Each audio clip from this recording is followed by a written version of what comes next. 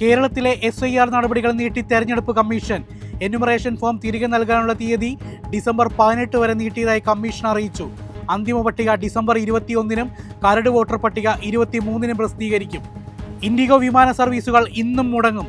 1000-ലധികം സർവീസുകൾ മുടങ്ങുമെന്ന് വിമാന കമ്പനികൾ അറിയിച്ചു. 10 ദിവസത്തിനുള്ളിൽ സ്ഥിതി സാധാരണ നിലയിലാകുമെന്നും കമ്പനി അറിയിച്ചു.